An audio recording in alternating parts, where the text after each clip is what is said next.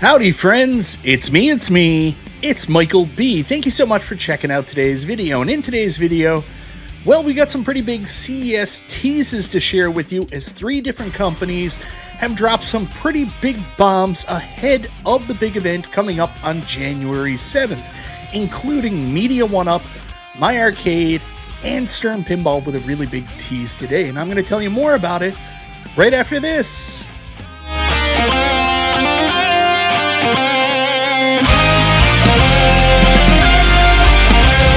So that's right, guys, tons of news to share with you today. Heading into CES, I didn't expect to be back before the camera today, but we just got so much cool stuff to talk about. And before we get into that, I want to say thank you so much, everybody, for checking out the video. Guys, I always appreciate the support. If this is your first time to the channel, you like what you see, go ahead, subscribe, click the bell for notification, all that YouTube jazz. First up, Stern Pinball have dropped the slightest of teasers today, confirming the rumors that have been circling the pinball community for the last couple of weeks. Their next cornerstone game is in fact going to be Dungeons & Dragons. It's an all-new entry, Dungeons & Dragons, The Tyrant's Eye. We're going to find out more about it in the coming days and at CES. Now, as you guys know, I've got a little bit of history with Dungeons & Dragons and pinball, previously owning the Bally Dungeons & Dragons 1987 pinball machine. I really thought this one was done really well. It had that cool magic save gimmick that it had going for it. It had some incredible music and just what an amazing theme. I know a lot of people are now, for some reason, complaining that Dungeons & Dragons isn't a very good theme for pinball. I would disagree, and I think it's an amazing theme, and it's going to bring a lot of eyes into the hobby from outside that niche. Now, there isn't a lot to take from this trailer other than the name, and we know the next cornerstone is going to be Dungeons & Dragons, but there is one thing that you may have missed if you weren't paying attention closely right before the CGI or animated dragon comes on the screen to spit out the ball with the line of fire. There is the image of a dragon on the screen that you can see here. And I want you to pay close attention because this is, in fact, actually a giant mech that is on the playfield. So it looks like there's going to be a giant red dragon on the playfield. Look, there's enough space for the ball to go in there. So it may even eat the ball. Who knows? Right before we get the big one, you get a look at this one in the dark. So hopefully, with all other Stern announcements, we'll probably get a feature-length video tomorrow talking about, the art and the kind of soundtrack. We'll find out who's doing the art for it. We know Brian Eddy is making the machine. So hopefully, in the next couple of days, or we may have to wait till CES, we'll get a better idea what this pinball machine is going to look like. Knowing Brian Eddy, expect it to be kind of a riff on Attack from Mars, kind of like Stranger Things, shouts up the middle into the Red Dragon, maybe. So moving on, you may have noticed I've been doing a lot of coverage on MyArcade here lately, and it's a company I don't usually cover, but going into CES, they are just making announcement after announcement after tease every single day. They've been bringing something to the table. This started with the kind of shocking announcement they were doing the Sega partnership, and then we got a look at what one of the cabs would look like. Then we got this announcement right here, which kind of caught me off guard. The Gamestation Retro Legendary Games Unite, Bandai Namco plus Capcom. And I look at this and I'm like, Gamestation, the only Gamestation product I remember from MyArcade was in fact the Atari Gamestation Pro, which was a console that was designed specifically to play those classic Atari games we all remember from our childhood, maybe a little bit before my childhood, but games from the 2600 and up. So that really became kind of like a mini console. Then the idea that they were doing another game station that would focus on Capcom and Bandai Namco games just didn't make sense to me. It didn't seem to have the same nostalgic appeal that the Gamestation Pro had for a lot of people. Well, today we got a little bit of a tease from MyArcade and a better understanding of what they're cooking up with this Capcom and Bandai Namco collaboration. I still don't understand it, but it's a Mega Gamestation Pro. I'm going to go defer to GenX Grownup in a minute because he has more of the details.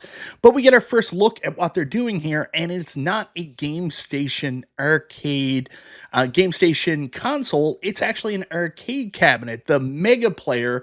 And take a look at this. This is the first look here. As you can see, they've got bat top controllers. They have a different load of different buttons down there. They've got fight buttons on the other side, and they've got a spinner in the middle of the control panel. There's a look at the side art, and as you can see, they're incorporating all the different brands here. We've got Street Fighter, then above that, they've got Mega Man, very similar to what they just did with Evercade for the Alpha cabinets. Those were the two brands they mainly focus on. I can't really see what's up top there, but I'm assuming that's where we get into Bandai Namco. Here's a better look at the control panel from the top, and this thing actually looks really sharp. It doesn't look like the typical MyArcade shape, I guess I would call it. The control panel looks really sharp, really nice. And then we move over here, you get a look at the unit, and this looks different. I don't see the giant wings there. The cabinet's not on, so I can't tell whether or not it has a light-up marquee, but I get the impression this Mega Player may be more akin to what we were talking about the other day with the Mighty Player. This may, in fact, be some kind of countercade-type product that Arcade1Up fans might somewhat be interested in. Now, if you're looking for a more detailed take on this from somebody who's in contact with the company and is going to be at CES covering this directly, go check out GenX Grownup, John from GenX. Super nice guy. He's got all the deets about this. So it's the Gamestation Retro Mega Player, and there he shows an image of what they were showing off for the Atari 50th. It looks like this is the exact same thing that they're doing with this Capcom and Bandai Namco collaboration. Now, that isn't the only good tease that MyArcade had up their sleeves, because yesterday they posted images, the second images from their Sega partnership, and this is something I'm a lot more interested in. So they took a look at Outrun. We still don't know whether or not these are going to, in fact, be console ROMs, but they did take the smart money, and what they've done here is they've recreated their popular driving player that they use for the pole position cab here from Outrun. And from early images, it looks like they're going to follow some of the arcade cues. It's going to be arcade accurate, again, praying for the arcade ROMs. We get that driving wheel, the stick shifter, brake, and gas. And you know what? That looks pretty good. So there's a couple other images there. There's another look at the control panel for you to kind of make up your mind whether or not this looks good or not. And there's a look at the driving player itself, expected to be priced around the same price that they did for pole position. And if this is the arcade ROMs, this could possibly be a pretty cool thing. Now, you guys know I've never been the biggest fan of MyArcade. I really couldn't bring myself to kind of get into the brand, but yesterday I headed to Best Buy with my daughter. I was looking to pick up a new travel case for my Oculus or MetaQuest 3. They didn't have one. What they did have in stock was the pole position racing player, and this is something, like I said, I was interested in, and for the right price I would pick it up. So yesterday at Best Buy, it was on sale for $59 Canadian with no tax, and I had that big impulse buy, so I picked up the MyArcade pole position racing player.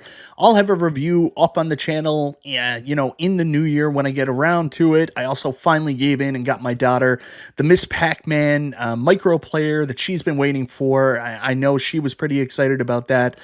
Early feedback on the racing player from MyArcade. Yeah, it does not feel super good quality. It doesn't feel like a quarter arcade. It doesn't feel like a New Wave Toys Replicade. It feels really plasticky, but I will say the experience is really good. The screen is really good. The games are emulated well, and that driving wheel is actually pretty accurate and pretty impressive. It's got some good tension to it. So seeing how I'm so impressed really with what they did here with the driving player, or the racing player, I think they call it, that gives me hope for their Outrun release as well. Now, ever since Media1Up was announced there a couple of months ago, John D seemed to be starting his new company. There was debate about what John would be doing. Would he be specifically making arcade cabinets that would compete directly with Arcade1Up, or would his focus more be on licensing and consulting with other companies? A lot of people were saying this is definitely related to them making an arcade cabinet. Now, rumors had been circulating for the last little while that Media1Up, John D, would be showing up at CES 2025 with a brand new home arcade product, direct competition with Arcade1Up. Yesterday, a live stream was posted for January 7th, emanating directly from CES on Justin Wong's YouTube page. It looks like Justin Wong is going to be hosting a live stream coming up on January 7th. Now, in the teaser for the live stream, Justin Wong gets on with a horrible camera angle and terrible lighting, but he does say they are here to give the home arcade community something to talk about. Now you're probably saying, what does Justin Wong have to do with the home arcade community? Isn't he that Twitch fighting game guy? You would be correct, but previously he did work at Arcade1Up as a quality tester, and you may remember he was with Arcade1Up on their YouTube panel when they announced Marvel vs. Capcom 2 at EVO. He no longer works with Arcade1Up, a job John D brought him into. I'm guessing he's now working with Media1Up. To further cement this connection, if you go on Twitter and you do follow John D on Twitter, he, of course, retweeted this and said, I'm excited for what this is on January 7th at 6 p.m. And what he means there is, this is totally my product. Justin's totally working with me.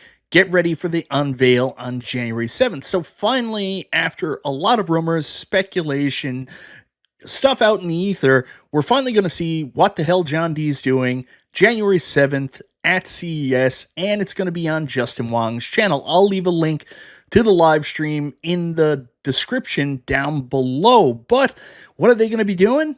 I would bet you almost anything it's going to be a Capcom cab. And if it is going to be a Capcom cab, more than likely Street Fighter, you got to be doing something special with it because we got a lot of Street Fighter already. So we'll see what the announcement is on January 7th. So that's it for the news today, December 31st. Happy early New Year's Eve. Of course, all these were just really big teases. The main event is going to be at CES in just like 6 or 7 days from now. We're all keeping our fingers crossed that no more news comes out because, honestly, I could use a little bit of a break here. This stuff has been coming out fast and furious, but very cool to see. We've got exciting stuff to talk about in the home arcade space. Like Justin Wong said, we're finally going to have something to talk about. Hopefully it's positive. Do something cool. On top of that, MyArcade continues to roll along and do surprising stuff. Am I a MyArcade fan yet? I don't think so. But I gotta give them credit, they're moving in a positive direction. And then, of course, last but not least, Stern Pinball. I know this is going to be a divisive title for some. I've already heard some people in the pinball community saying Dungeons & Dragons isn't a theme that excites them, but it excites me, and I think it's going to be a good-ass theme. Anyways, guys, let me know in the comments down below, what do you think of all these teases from these companies heading into CES? Is there anything you're really excited about? Anything you're disappointed by? Let me know in the comments down below. Once again, thank you so very much for watching. This is Michael B. the Game Genie. I'll talk to you next time.